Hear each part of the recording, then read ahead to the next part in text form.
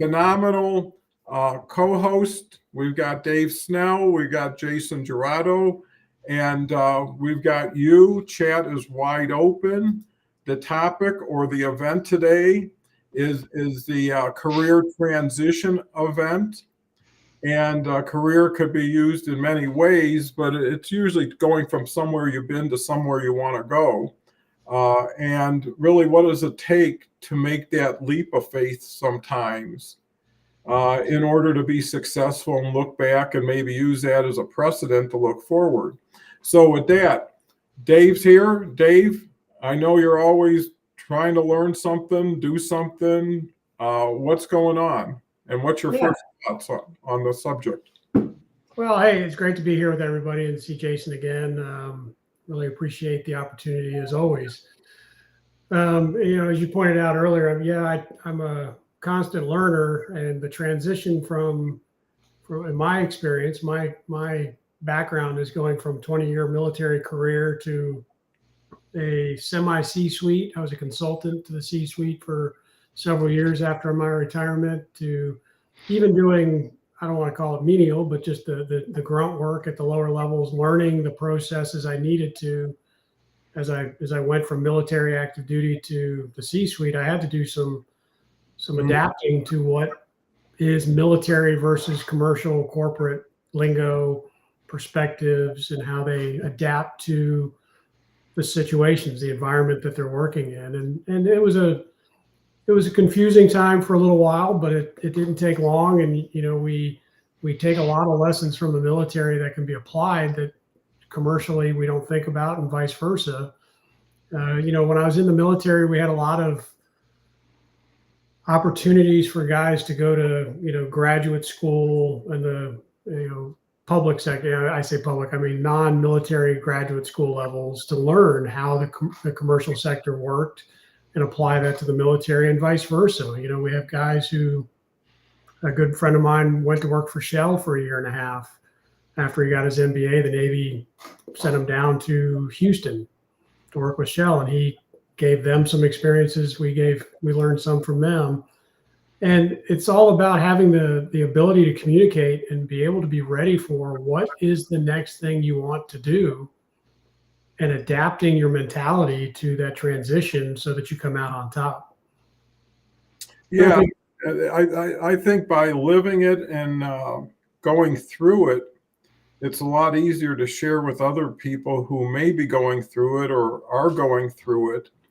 And, I think the bigger, let's say, takeaway is you can't go from where you are in the same level when you move over to something, right? If it took you 20 years to be accomplished at what you do, you go into a new environment, a lot of those skill sets don't apply, and a culture changes. Yeah, the culture is the big one for me. Yeah. That was a big piece.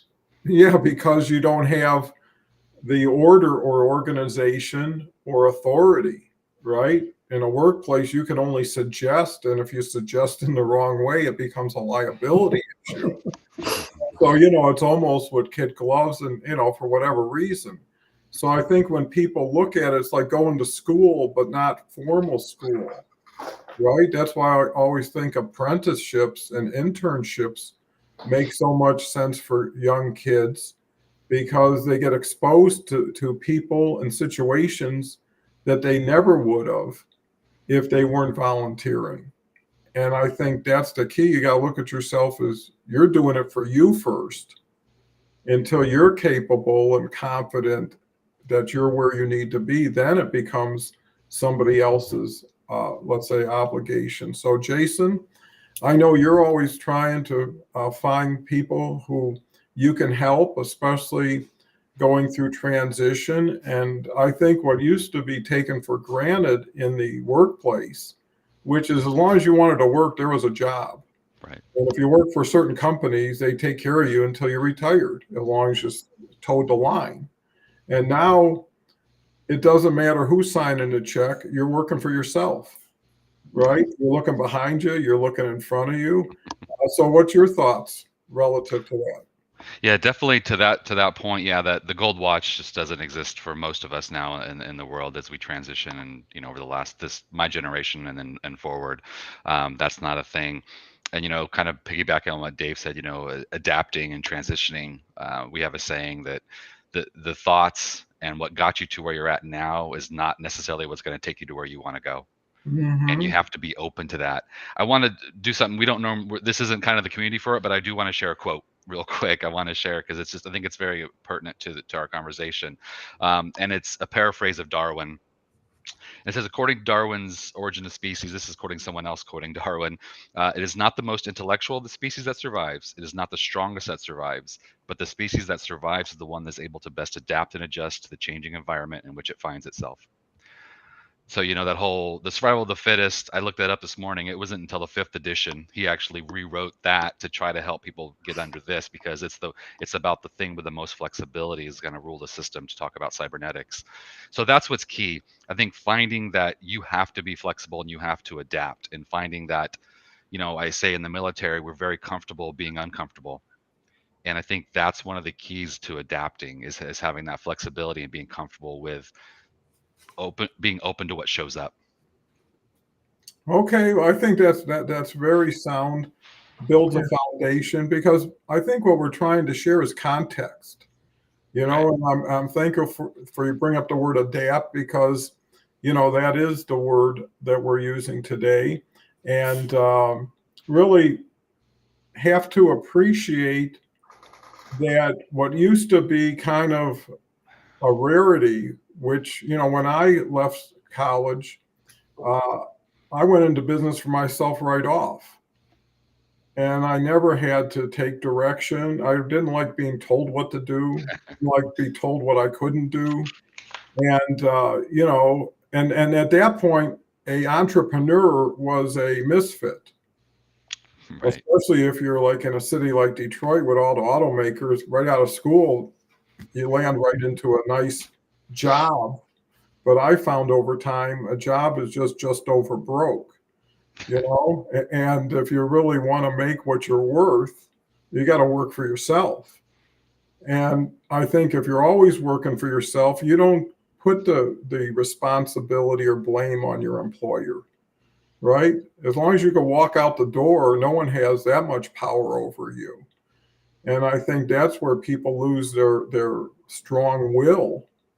They get comfortable. That paycheck every 2 weeks is pretty dependable. They plan around it. And if something happens to it, that's it.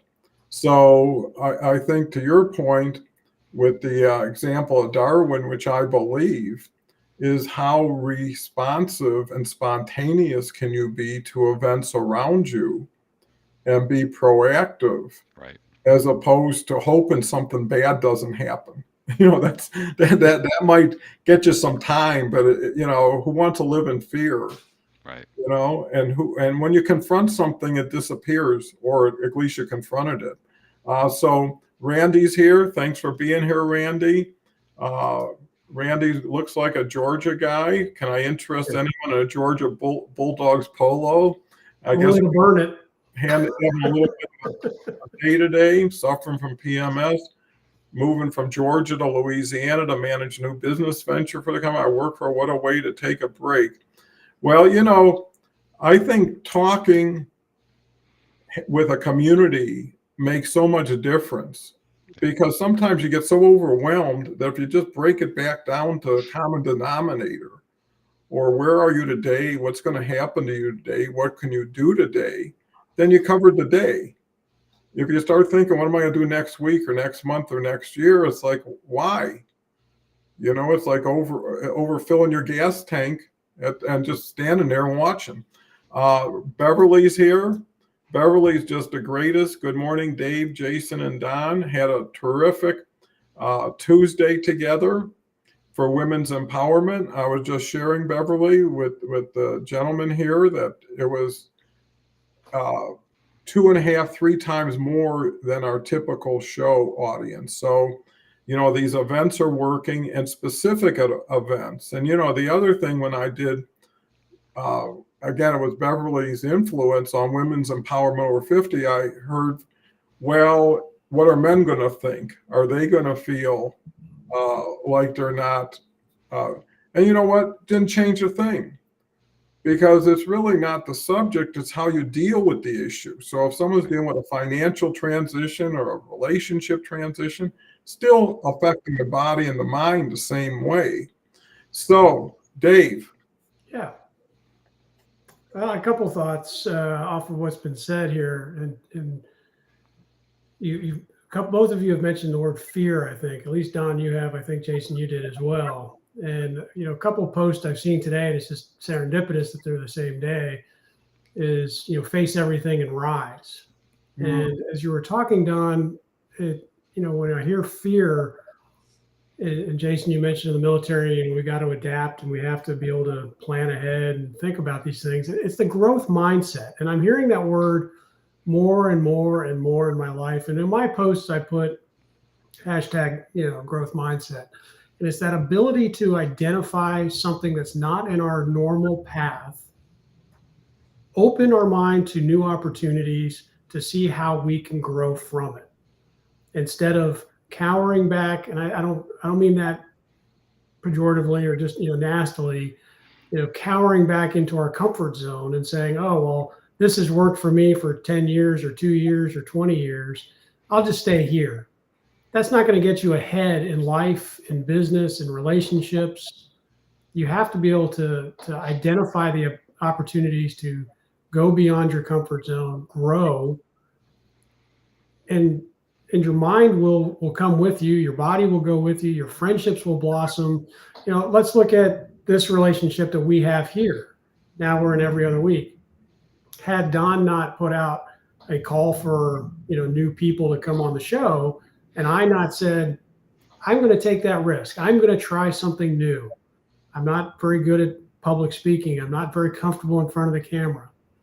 Okay, I grew, and I've met new people. I've met new ideas, not just in this one aspect of life, but in my business perspectives, in my personal relationships. It blossoms. So if we can adapt to the environment we're in, we will grow like a plant, like a flower. Mm-hmm. And the fear, having the courage to recognize that there's another way to approach these problems. Instead of going backwards, I'm going to take 3 steps forward because I've overcome that negative mindset of what if this goes wrong? Then there's the old quote, well, baby, what happens if it goes right? Quit thinking this way, open your mind. I hate, for a very long time, I was very close-minded. I'm very, old-fashioned in my mindset. In the last 5 years, believe it or not, just before the pandemic, and then the pandemic helped me broaden even further, I was very close-minded in my path. And I've realized that, hey, taking these chances, making that call, posting on LinkedIn or doing a video, taking the selfie, like I mentioned last time, things that were not in my comfort zone have opened up new opportunities and relationships, more importantly. Well, that's wonderful, because if you can go from there to here, where can you go from here to there? Right. Yeah. I think that's the key, is continuous progress, evolving. Maybe you learned one thing that had nothing to do with your primary interest, but it made you, maybe your diet's better now. Maybe your exercise program's better. Maybe your meditation's better. Maybe your community's better. I mean, everything is there and accessible now. We could never have this kind of conversation 5-10 years ago. It didn't. The capability didn't exist. Right. And moving to fear, which I think is always an element of transition. If it isn't, then you're not transitioning enough, right? If you're just going from celery to broccoli today, I don't think it's a fear factor. But I know that, when I see fear as a green light to take action, because it's not so much what the fear is how long you're going to have it. Right. And, I'll do whatever I can to avoid something and not deal with it. And if it can go away, but if I know it's inevitable, then the sooner the better, right? If something's going to happen, let's do it, whatever. Let's do it now, so it's done with. and then it's over. And I think that's where people get really messed up, is they say, give me a yes or give me a no, but don't put me into purgatory a maybe, right? I'm always going to be on the fence. Leslie says we have 6 basic fears to overcome. To know them is a good first step for sure. Randy's active today. I would fear taking a selfie. Be sure to also GT shirt, joking, of course. I don't know sometimes, Randy. I'm second generation Yellow Jacket, so I have no fear on anybody coming from Georgia at me. And Leslie says fear of poverty can prevent us from investing in ourselves. I think the other thing that's so prominent in our conversation today is how important community is. When it's always me, myself, and I, there's just too much to handle. If somebody will say, hey, let's dive into this together. If you want to do a jigsaw puzzle, right? It's much better with 8 hands going around the table finding pieces, and it's more fun. And I think if people don't put fun as a priority instead of status or accomplishment or money, they might miss the boat, right? They might get there and feel in despair and not satisfied. And how many times did you think something would be the answer? And once you got it, it wasn't the answer, right? So, they say for things to change, you got to change. Everything else is not going to be waiting for you. So, Jason, you've been waiting patiently, got all these wonderful comments. The things are rolling. What do you got to say? Great conversation. Yeah, a lot of good points, a lot of good stuff coming up. So the one thing is, you talked about, so fear, we're talking about a lot today, and stress is going to be in our lives. That's just kind of, stress is the fear of the unknown. Like, we're not sure if we can accomplish something. That's usually where stress comes from. And so why not stress about something that's going to take you where you want to go? Why stress about, like you were talking about, oh my, is something going to happen, bad's going to happen on my job, or something bad going to happen on my paycheck? Well, let's put that stress towards, well, what if I go out on my own and do this? Or what if I go for that promotion? Because not everyone's made to be an entrepreneur. That's not for everyone, Also, with that said, entrepreneurs talking about community, you're the tip of the spear, and it can get lonely out there, and you don't know everything that you need to know, and you don't know everything you don't know, actually, to the point too. So that's why community is so important, whether it's getting an actual coach, or just talking with people that are in the business, or just having someone that you can share these conversations with to let your thought process play out. It's very important to let that go. We take these thoughts and we're like, oh, this is all there is. But you have to be able to, we're talking about adapting and being flexible. You have to say, but what else is there? Okay, so I'm this, but what else am I, or what else can I be? And that's why where community really helps that, because just like these conversations is just talking, something shows up for you. It's like, you read a book, and it's not just what's written on those pages, it's what it invokes in you as well. And you can then take that new information that shows up and use it to take you where you want to go. So it's just being open to all this feedback that's coming to you from everywhere, and sharing it with others as well, and then we can all grow together. Yeah, so perfectly said. And when you really look at it, another big element is gratitude, right? Count your blessings every day, and then compare it against your fear of tomorrow. You got something in hand, you got something that hasn't shown up yet. And all of a sudden you're materializing it, manifesting in your mind, and comparing it to what you already have. And what are you enjoying that you have achieved, that you have in your life? So, I remember when I hit like 25,000 connections, and some gentleman says, well, I'm at 5, I can't wait to get to 25. And I said, well, if you're not doing none with the 5, you're not going to do none with the extra 20. I mean, so, getting to a goal doesn't mean anything. And I see so many people overthink, overfear, and underdo. The other big element, aside from gratitude, because that'll put things in context, is education. The biggest fear is ignorance. The worst thing that you've been through 100 times is not the worst fear, right? Because you know exactly what it is and how it works and what it's going to take for you to get through it. It's when someone says a phrase or a word that just scares the hell out of you because of bias or pre something. And that's the time to go to YouTube or go to Google and start learning. How many things did you think was medically, oh, if I have this, I'm over with? And then you find out it's not nearly as bad as you thought. And the thing is, everybody's who they are. You can take the averages, this person, that person, this group, but only you know who you are and how you feel and what you have going for yourself. And putting yourself in an average just, I don't know, confuses things. And the other thing is, everybody's going to time out in this world. So why not wear out? Why not go out trying something new? And here's the other element. If you can't find enough courage to get over it, think of the people you could be helping beside you by doing it, right? And you say, well, 20 people are dependent on me or, to get this done, and I'll do it.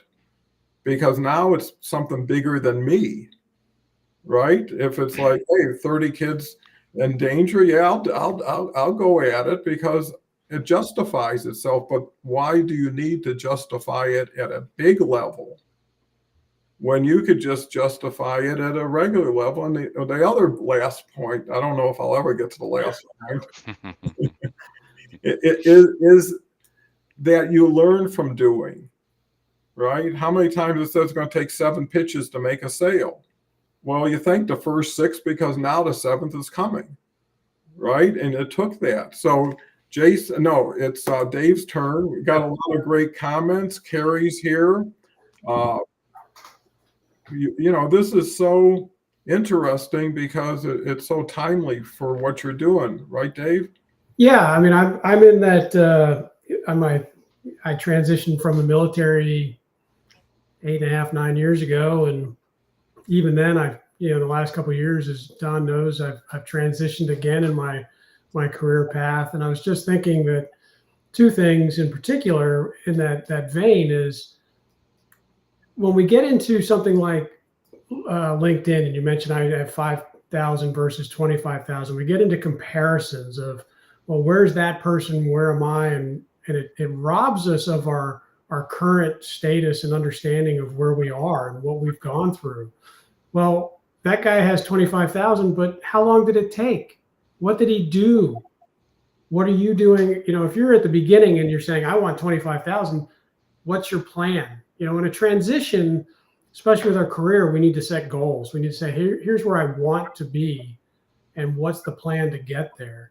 And comparing ourselves to others who've been doing it for 7, 8 years, 20 years, 30 years is never going to get us happiness internally. Mm-hmm. And one of the things I've learned in the last 5 years is happiness isn't an external function.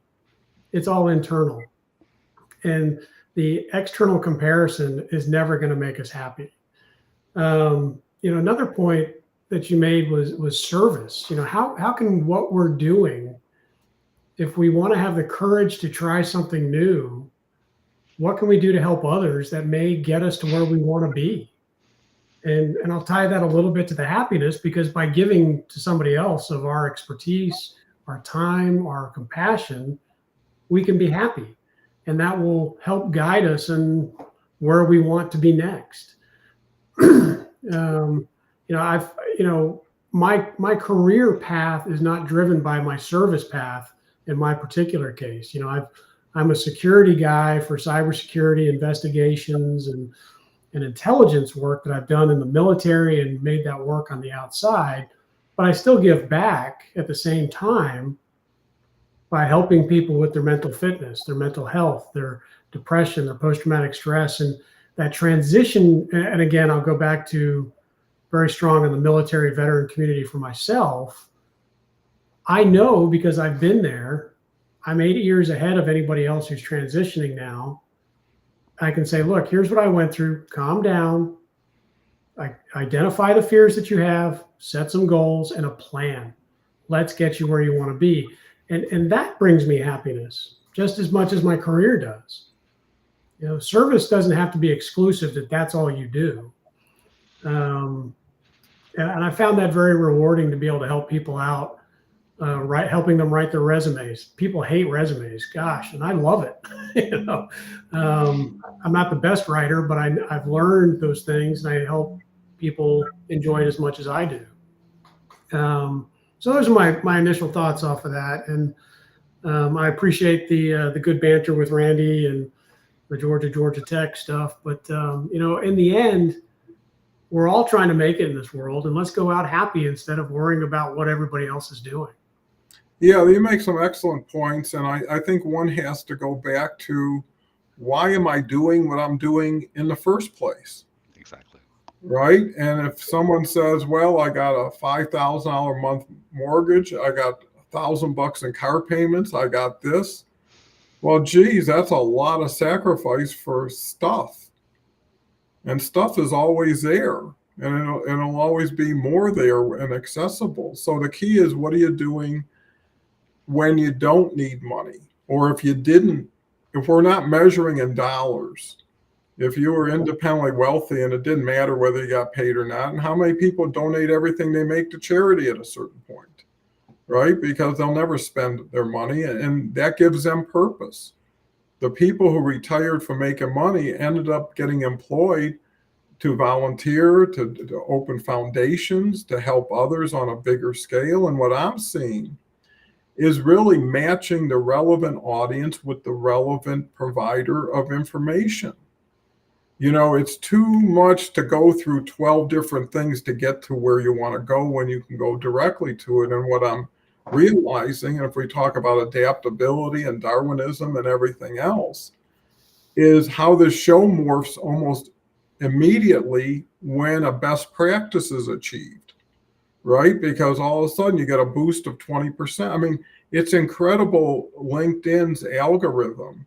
If you dial in, and usually by accident, but mostly by experimentation, Right. that, hey, you did this and everything went up 20%, and then this went up 20%.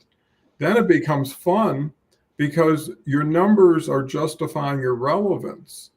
If you just wanted a crowd, you could get anybody here, but then you'd have to filter them out from here. Why not pre-qualify them by creating specific audience relative events, right? So, and it was, close to saying, veterans,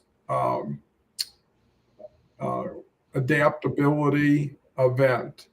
But then, you start to understand that transition affects so many more people. And if your message can apply specifically, but also generally, and at the end of the day, you have 40 people just live here. Actually, this is a huge audience. We're not seeing it on comments, but there's over 50 people watching this right now. And maybe it's because of invitations. I'd invite everybody who's watching it, just comment with your name and where you're from, and that way it's not a heavy deal, but we love to see who you are. And this is also a way of networking and connecting with people like yourself. So if you're on the screen, everybody will see you, and you'll probably make some more connections, and you'll probably be able to connect from here. So these shows are not meant to stop when the show stops. It's meant to be, and it will for years. What we're talking about is universal, evergreen stuff that will never go out of style. Who knows how many people will benefit from this? One word that Jason might have said, or Dave, could flick something to light a fire. You never know. Jason, you've been waiting very patiently. It's a great conversation. I'm appreciating it. I am part of the community, and so I'm getting a lot of it as myself as well. It's great. So a couple things to tie a thread that both of you had just spoke about, to put two threads together actually. So David talking about awareness of where you're at. And I think that's key because I actually start all my clients with that awareness of what do you currently have, and then we can figure out where you want to go and then make a plan from there. But saying that with awareness is, in this context, okay, so awareness of where I'm at and where I want to go, that can lead you to your community. So if I see my path, okay, along that path, which communities are going to help me down that path? And then you can find it. And we're not talking about finding an echo chamber like, oh, I'm only going to listen to these people, because like you said, things show up, and all, I might join that group of what was the one for women over 50 that you were just talking about? I might join that discussion and just kind of as a spectator and see what I can learn from it, because it might be there's relevant things within that conversation for all of us, but it was directed at a certain community. So I'm not saying, you just put blinders on, but it does help you be a little more specific, because we all do not have enough time to sit on, eight 1 hour calls a day. That's not the good use of our time. So by building that community and knowing, oh, this is my impact, this is my reward that I'm going to get for putting this time in, so to speak. That's very important. The other thing I wanted to mention is about transition. Well, actually, did you have a point on that, Don? Because I would love No, to no, keep that go ahead. going. No, Okay, perfect. We're talking about transition today, and I think the key is that ask yourself the question: transitioning to what, and transitioning why. So, a lot of us come from backgrounds of we were talking earlier about the retirement thing, where you get in with a company and you put in your work and you put in your 25 years and you get the gold watch at the end, so to speak, and you go on forth, and that doesn't exist anymore. But that also comes with a certain drive. Well, what do you do after you get out of high school? Well, do you go to college? Do you go to tech school? Do you get a job? And that's usually based on kind of historical background of your family. And this is what we do, and this from there you do this, and then you have a family and you go there, and we have these presets, and those presets always don't take you where you're going, because you need to find what your passion and purpose is. So ask yourself, okay, I want to grow, and for what purpose, and where am I going? And then with you can find your community and grow. well, I think, there's really a strategic side to what we're talking about. How do you prioritize? How do you stage? How do you scale? How do you invest in yourself and your journey? And that's where coming together with a group who are actively doing things and learning every week from what people are doing, not thinking or just saying. To your point, Jason, it makes so much sense. There's so many people who their only interest in getting on a show is to be seen by anybody who will look at them. And most of the hosts are enamored themselves with the presence. But I ask people when they want to come on the show, why? And then I got to ask them, why, for me and the audience, would we want to have them? So at a certain point, when you say, well, you're an authority or you're invested in this area, like Beverly is with Women Over 50 Empowered, that's exactly what she has on her profile. That's what she does on her show. So, anybody going there is already aware of what it is. And I think Jason makes a good point, is too many people focus on delving into things they're already good at and know, instead of going into an area they're unfamiliar with, which could be a little fearful. When I did Weight Watchers, I was one guy with 23 women every week, but I was there to lose weight, and I was there to learn how to do it. And it was 23 of this, 23 of that. Okay. You get to find, when you make it about it and not you, everything goes easier, right? When it becomes about you, it's personal, and I think that's where people got to get away from stepping on landmines, right? Is not blowing themselves up with their fears. And what you think is what you end up manifesting. Well, we've got 2 volunteers here. Beverly is alerting everybody she's from Montreal. Brittany, who's been an active participant this week, is here from Louisiana. Randy, you're going to Louisiana. Randy actually went over Leslie's house a couple weeks ago for brunch, and it was 100 miles away. So Randy's a guy, and I think that's great, meeting people in person, seeing people when they're in town. It gives you a further connection. Carl's here. Carl's ready to launch his show in the next week or two, I believe. He's got a huge, successful newsletter, already getting client engagement from it. And Carl's part of the group, along with Dave, been at it 8 weeks, and it's been phenomenal as far as the knowledge share and the community. And it's, you know, it's fun to live and celebrate vicariously through others, right? When you're doing starts to shine on somebody else and starts to work for somebody else, your confidence goes through the roof. If someone gave you a stack of 20s and said, get a $5 bill for all of these, right? You'd be looking at who should get this 20. You know, you wouldn't be hesitant at all to passing them out. And there will be people who say it can't be true, or skeptics, cynics who will turn them down. But Carl says the goals need to be qualitative as well as quantitative. The number of people in your community means nothing if they do nothing to support you. Exactly right. I mean, it's like, I would say like a garage where you have 37,000 cars. The only number that matters is the ones you drive and you want to drive. The rest are just there. So I would say at any time, your community is who you're talking with, who you're working with, who you're depending on. And that could be 10, 20. If you have 5, believe me, you could take over a lot of things with just 5 strong players, because we're influencers. We're just not people. We have networks. We have communities. You know, yesterday I had a wonderful lady, Dr. Deborah Dupree, and she got recommended by Mary Gardner, who was on the show. And within 3 days, Dr. Deborah was on the show.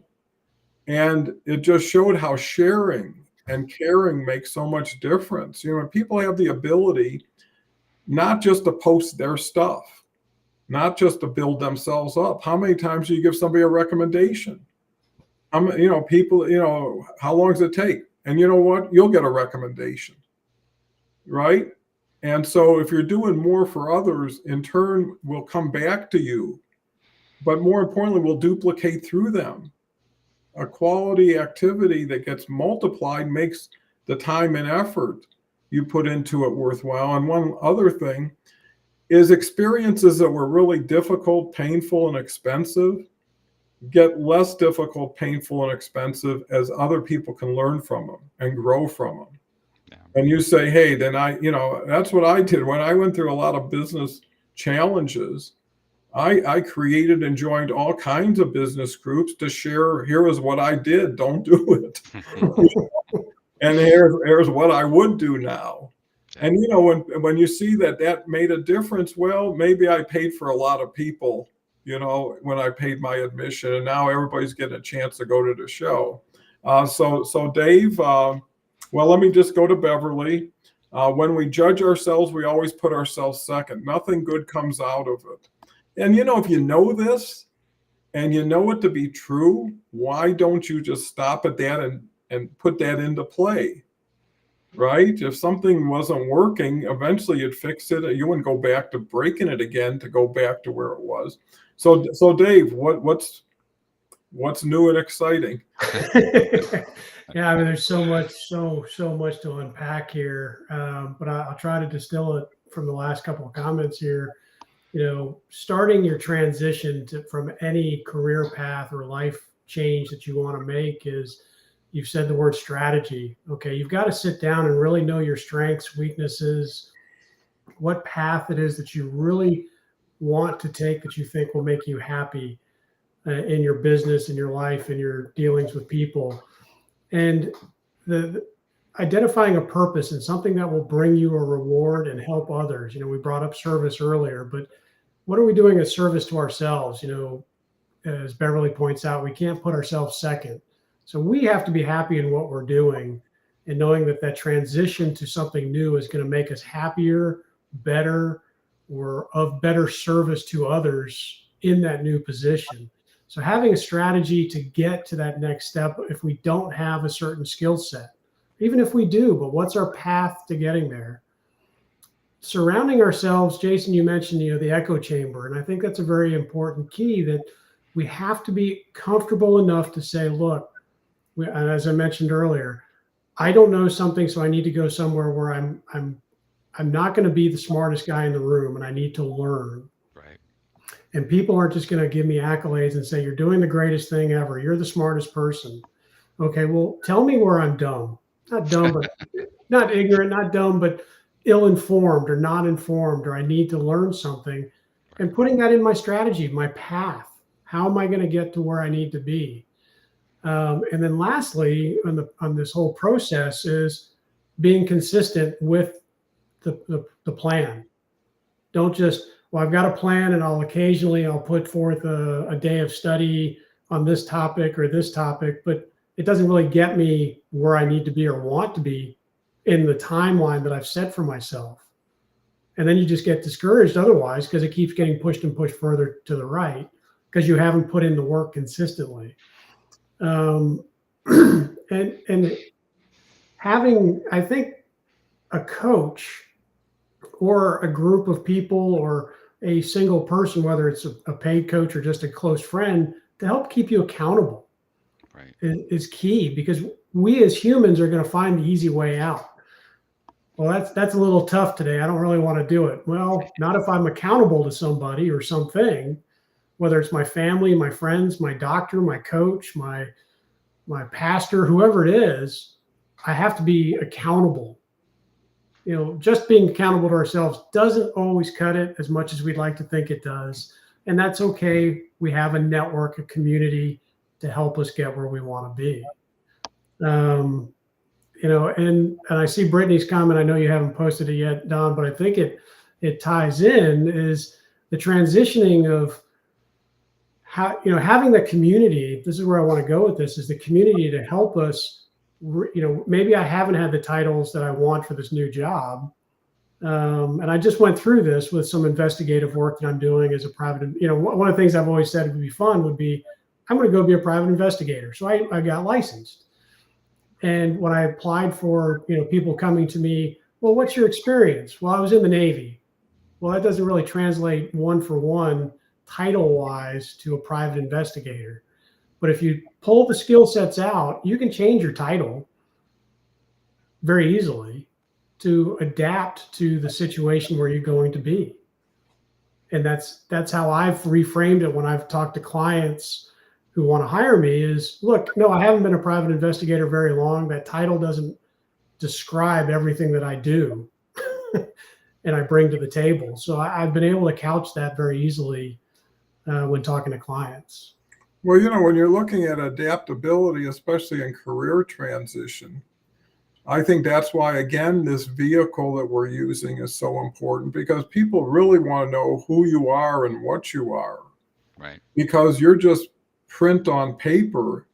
They can only look at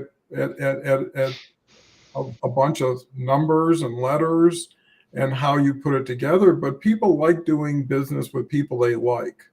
Yeah. And I think this gives everybody an opportunity to see people over time in their living room, right? And get comfortable and say, yeah, Jason's a nice guy. Whatever it is, he's a nice guy and he's a good person.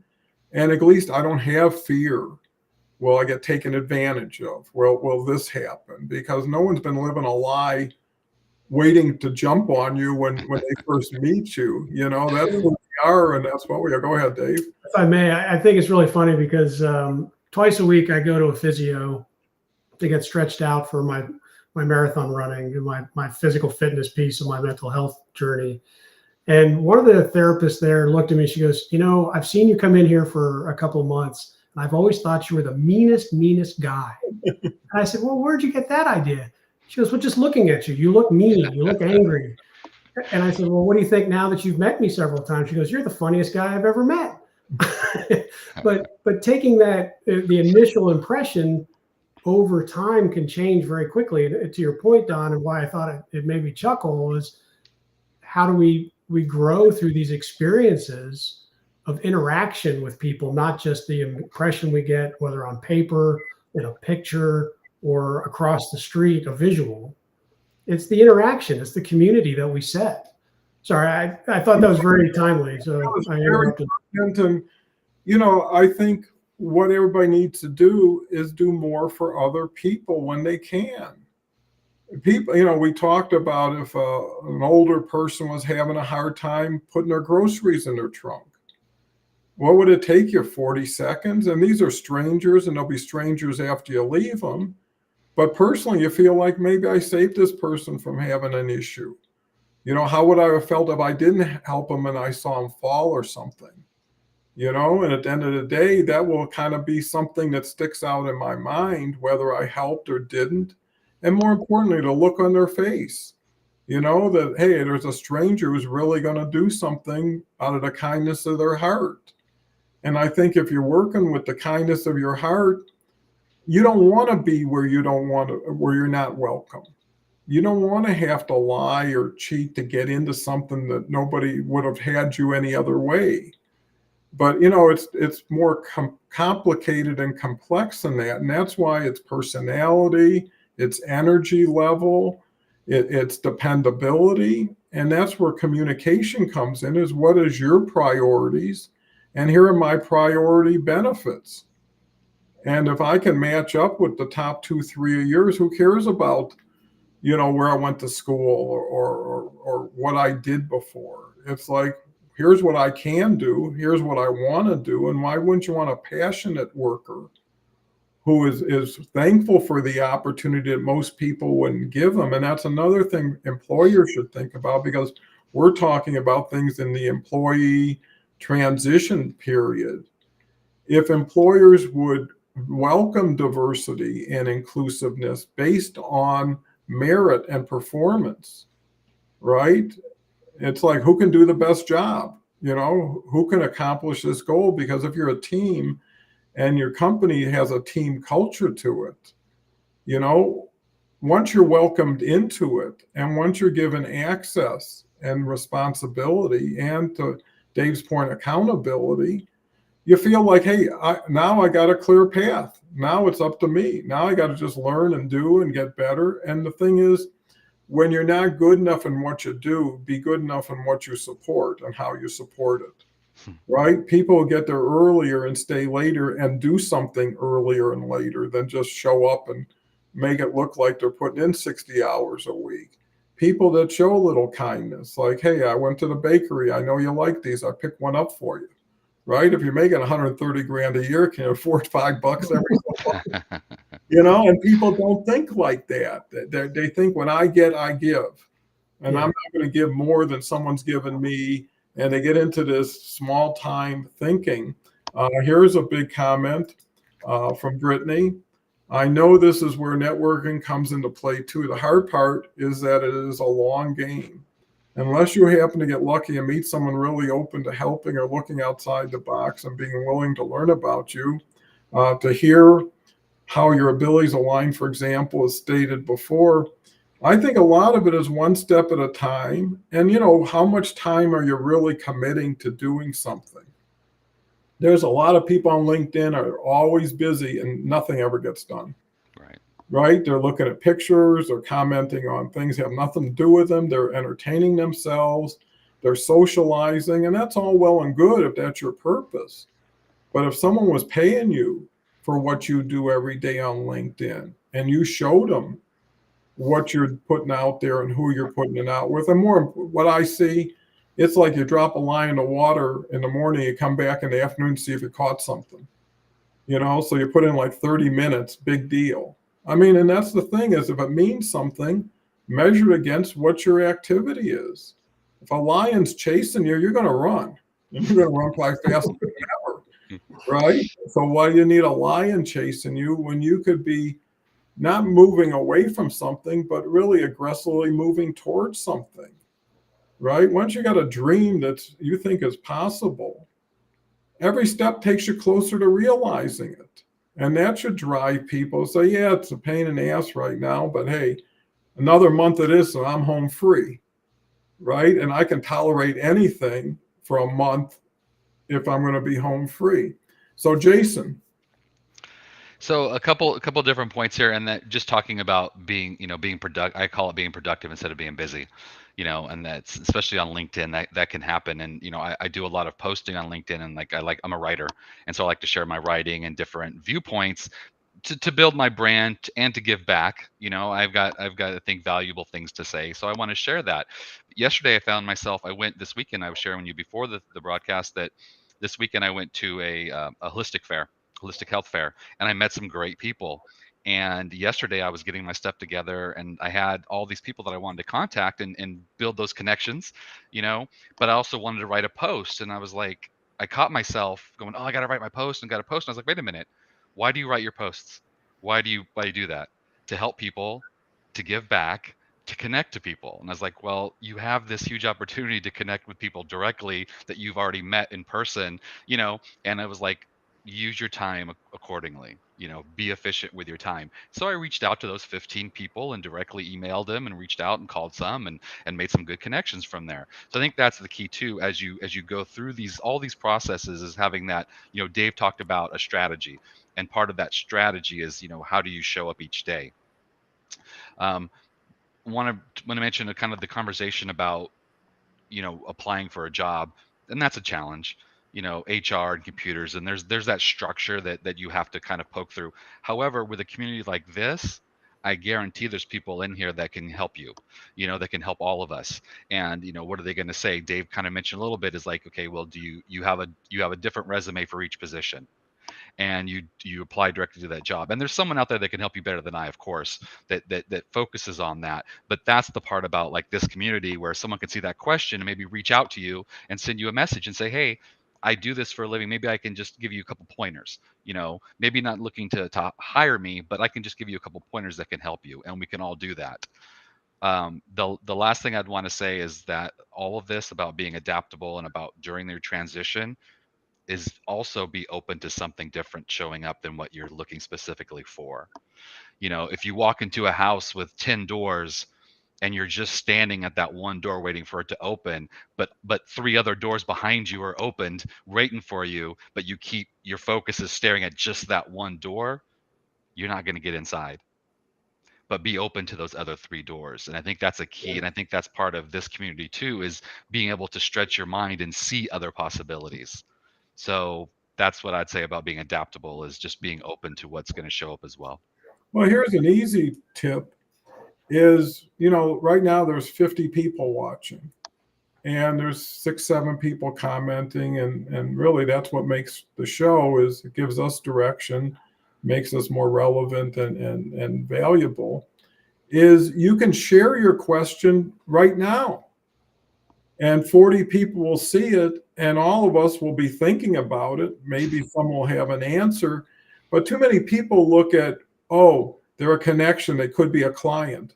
Oh, they're an audience, they could be a client. They're not clients. You're not going to sell anything to anybody here. Right. When's the last time you bought something from anybody here? What would it take for you to buy something from someone here? It's possible.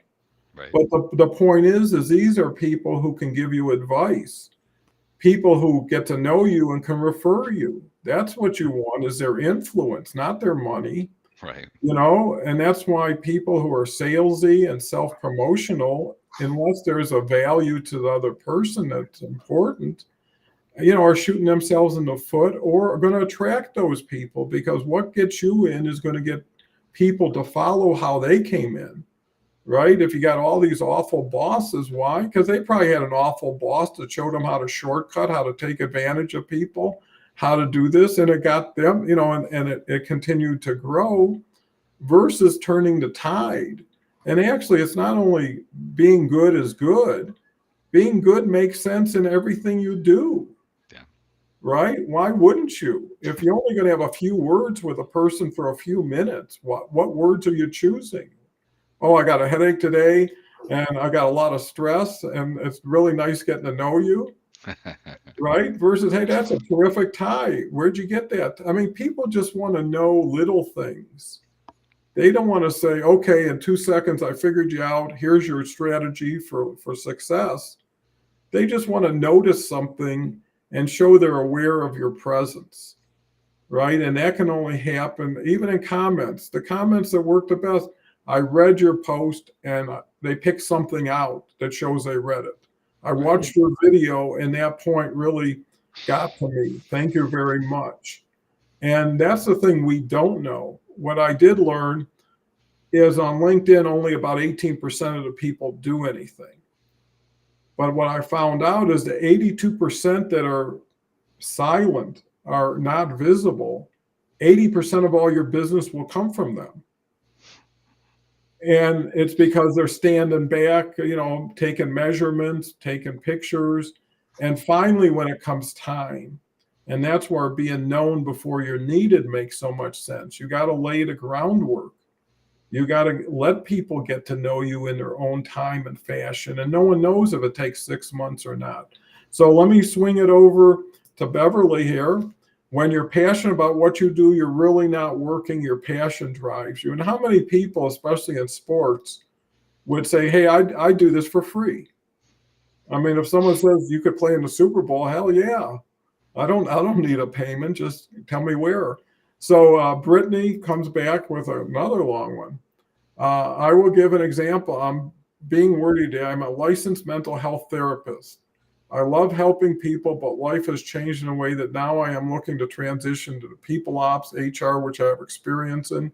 But I get told, I'm overqualified and others match the requirements more closely. So I know I want to continue to work with people and helping in those things. It is what I'm good at, but it's hard to get to that final or more advanced piece that gets you in there. You know, I would hire myself until someone hires me. So what I'm saying I'm willing to do for somebody, I would go to work tomorrow, put together a work week just like if I was hiring myself, with expectations and goals. Because why do you need someone to hire you? They're probably going to fire you in a while, and you're going to be back to where you started. You know, and if it's so tough, maybe it's too tough to break through and have somebody else be your boss. And I know there's not a lot of money when you're starting out, but there's not a lot of money waiting to start out with someone else either. And whatever happens there is going to be independent of whatever you create from there. So final words for this lovely audience. I think this was an incredible show because it really worked directly with a major issue that so many people are dealing with and gets the best takeaway. So if it just, here's what I'm thinking, here's what the audience is saying, well, that's great banter and it's quality conversation. But, you know, if our focus is helping people as much as we can in the best, most efficient cost and time way, then we're doing that by digging right in and having strategies, experiences that people can put to work. And if not, I think the common denominator is everybody has a story, everybody has a life, everybody should respect that, and everybody should be supportive of where someone is at the beginning, middle, or end. And I think empathy goes a long way, because that whole saying, no one cares how much you know until they know how much you care, makes all the sense in the world. So I know Jason and Dave are fully, you know, what we're trying to express here, and it's getting better because we're getting more specific. You know, we just can't brush something over. So, Jason, it's funny because I was gonna actually put that quote into the comments because I think it's so important, and it speaks to what we're talking about too. And that's how you show up, and you show up genuine and authentic with that. If you show up and you try to, well, what can I say to them that they'll make them like me, so then they'll give me something. That's not the truth. That's not what we're about, and that's not what community is truly about. So it's, you know, being genuine with that. Speaking of which, I'm going to reach out to Brittany. I have a friend, Michael Towers, that he's in HR. He's a speaker, but he also works in that world, and he might be able to offer her some that. And he's definitely a giver. He's definitely someone that wants to support people. So I'm going to connect with that, and that's, you know, the joy of community. Transitioning and adaptability. You know, it's just about showing up, being open to what shows up, being very specific, and, you know, having my advice to everyone is always have a curious and flexible mindset. Curious and flexible mindset will take you very far, because that leads to adaptability, and that's going to help you through your transition. If you get structured and you get so holding on tight to what it has to be, it's not going to show up. So definitely be open to what shows up, and give back. Yeah. Perfect. Dave? Yeah, I mean, as someone who is, you know, I did a 20-year career, and then I've transitioned. I've had a couple of career paths even since retiring in different levels, you know, C-suite down to not a coder, but a hacker instead of a policy guy. I understand that those feelings. And Brittany, as Jason said, I'd like to reach out to you too. I've got some ideas and how some people I think you might be interested in talking to. But what I learned even during my military career and has really transitioned into the post-military career is it's my career. It's not somebody else's. You know, in the military, we get stuck with, well, I have to get this job to promote. I have to get this job to promote. And at some point I looked at him and said, it's a terminal career. I'm on my own. It's mine. It's going to end, whether I'm in a box, retired, or they let me go. So I'm going to have fun. I'm going to go do my thing. And it's not the traditional path that I've taken since retirement that most guys do. And got to have fun. And the community, you know, without Don's collaboration group, and I'll advertise that for you a little bit, is I wouldn't have made some of the career choices I've made just in the last 3 weeks, you know, with guys like Carl taking a look at my strategy that he wrote and I kind of plagiarized for myself. It's given me new ideas, and having a community, having a path, a strategy will help you get a better mindset to grow into a new path.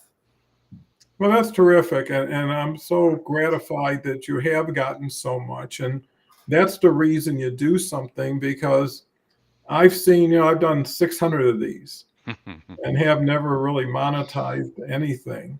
But I knew that everybody else was really getting a lot of benefit. And through their benefit, they were teaching me what I needed to be and how I needed to be that way.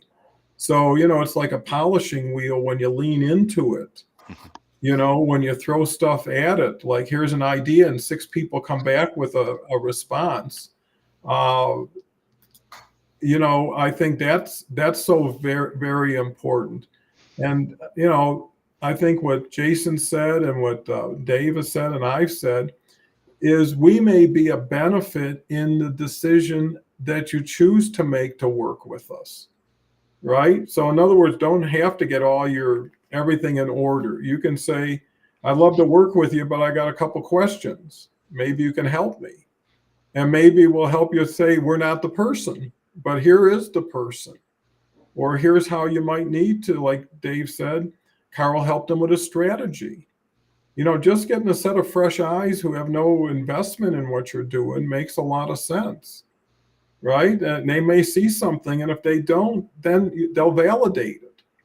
You know, either confirm it or tell me where I'm a little weak. And I think you appreciate that. And you know, how much, again, time is that? A 30-minute Zoom, you know, and you're going to learn how to do your next 30-minute Zoom with some situation like that. So, you know, too many people, their needs drive their action, you know, and I always say it's not what you need or want. It's what you deserve is typically what you're going to get. Right? And you can want it with all your life and need it, but if you're not up to the level of achieving it, you're just wishful thinking. So anyways, I think it's been great. So happy Brittany shared she was from Louisiana, because that got her going on her comments, which now got her assistance from Dave and Jason, and it gives everybody hope. What do you have to lose by reaching out? At least, if nothing else, you disqualify from reaching there again. That's the worst. Rejection will just tell you, don't bother me. And that's fine, because why keep going back when the answer could have been first? Rejection is redirection. Yeah, absolutely. Dennis says, last comment, glad to see you today. I won't be poor today. You know, and Dennis is a guy, 49 years, same business, family business, always seems to be happy, always seems to be supportive. And I think one thing you should do for yourself is ask yourself, if you were on a journey with someone, wouldn't you say, are you having fun yet? Right? What can we do to have some more fun for you? Yeah. Why don't you ask yourself that in any part of the day? Are you having fun? No? Well, what can we do to spoil you a little bit? Have a walk, have a little something, some treat. I mean, whatever. You have that ability to shake yourself out of something. Right? Once you start walking down that path and you recognize that, hey, I don't want to go there anymore. Right? Change is in front of you, and it is you. So thank you all. Come back tomorrow if you can. Tomorrow is going to be Kelly, Scott Smith, who was here before, just a wonderful gentleman, and myself. And then Friday so far, it's me and Kelly. If you can believe it, it's 1 year exactly that Kelly had her first show with me. Wow. And she's had 100 shows together with me, probably 2-3 times a week now. And since May has done the Awesome Journey with Christy Howard, which is just a beautiful show for vets and first responders. And they volunteer and give so much of themselves for no financial direct benefit. And that makes someone so happy, right? It's not who you start with, it's who you continue with, right? And you keep marching forward and get more victories. And, you know, all that pain that you suffered up front is the best pleasure later on when you decided that was the thing that pivoted you and turned you up. Okay, thank you all. Thank you, Dave. Thank you, Jason. Have a wonderful day.